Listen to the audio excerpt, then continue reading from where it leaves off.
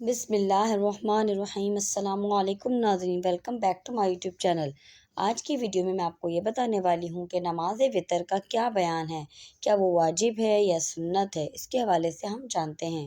Please آخر تک اس video کو دیکھیے اور اپنی انفارمیشن میں اضافہ کیجیے۔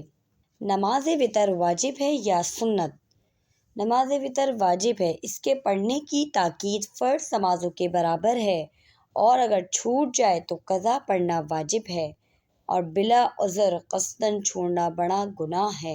ناظرین کرامی، ہم لوگ اس بات کو اہمیت نہیں دیتے ہیں اور ہم بہت سارے لوگ وتر نہیں پڑھتے ہیں، تو اس لیے اب آپ لوگ کے سامنے میں نے عرض کر دی ہے کہ وتر جو ہے کتنی اہم نماز ہے کہ اس کو فرض کے برابر ہی درجہ دیا گیا ہے۔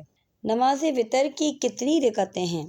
نماز وتر کی 3 رکعتیں ہیں۔ 2 رکعتیں پڑھ کر قضا کیا جاتا ہے اور اتحیات پڑھ کر کھڑے ہو جاتے ہیں، پھر 1 رکعت پڑھ کر قضا کرتے ہیں اور اتحیات، درود شریف اور دعا پڑھ کر سلام پھیرتے ہیں۔ وتر کی نماز میں دوسری نمازوں میں سے کیا فرق ہے؟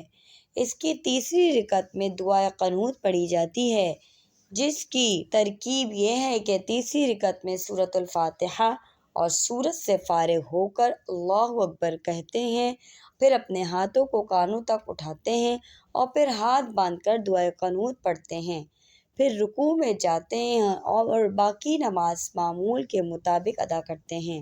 کیا دعائے قنوت زور سے پڑھنی چاہیے یا آہستہ؟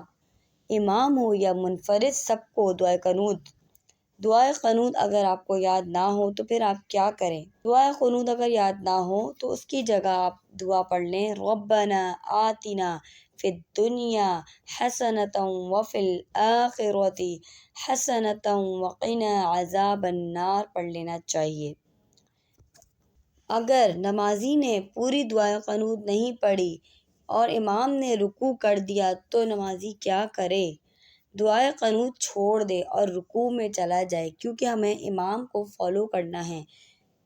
امام اگر نماز ختم کرے تو ہمیں اسی کے ساتھ کوشش کرنی چاہیے کہ نماز ختم کریں۔ امید ہے کہ آپ کو وتر کے معاملے میں باتیں سمجھ میں آ گئی ہوں گی، اور سب لوگوں سے گزارش ہے کہ نماز عشاء کی پابندی کریں اور نماز وتر کی بھی پابندی کریں۔ جزاک اللہ خیراً۔ اللہ حافظ۔ نیکسٹ ویڈیو میں ملتے ہیں۔